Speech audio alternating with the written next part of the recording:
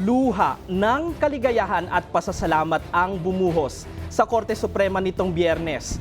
Inilabas na kasi ang listahan ng mga bagong abogado kung saan aabot sa halos 4,000 kandidato ang nakapasa sa 2024 bar exams. May balitang A to Z, si Ian Maghanon. Grabe, sobra ako na. Thank you po. Salamat. In Jesus' name. Thank you po. Thank you. Thank you po.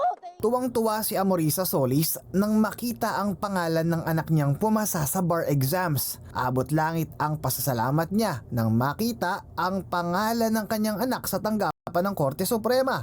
Matapos kasi ang tila di matapos-tapos na pag-aaral, sa wakas, meron na siyang anak na abogado. Hindi naman makapaniwala ang magkasintahang ito ngayon na natupad na rin sa wakas ang pinapangarap ng isa sa kanilang maging ganap na abogado. Sobrang laking help po niya sa akin. Siya po yung, kumbaga sa relationship namin, parang ako po yung natutoyo lagi during the bar exam period. Pero I'm just so blessed na binigyan ako ni Lord ng girlfriend na understanding. Biyernes ng hapon, inanunsyo na ng Korte Suprema ang listahan ng mga nakapasa sa 2024 board exam.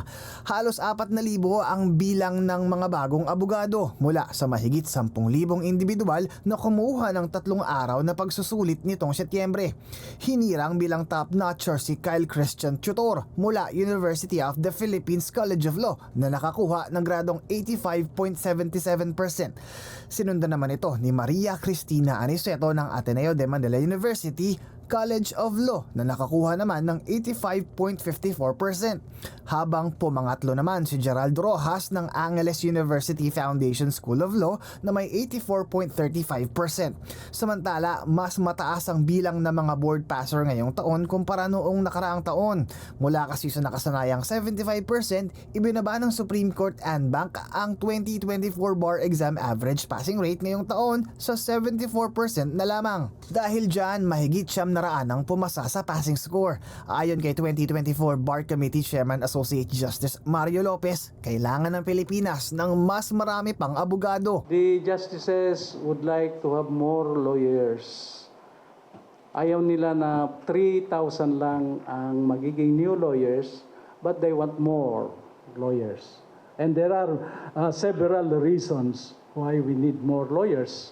And of course, one of the main reasons perhaps is the scarcity of lawyers in some areas. Kumbinsido naman ang NBank na hindi naman bababa ang kalidad ng abogasya. I will commend them because they have achieved the criteria that the bar chair would like them to have.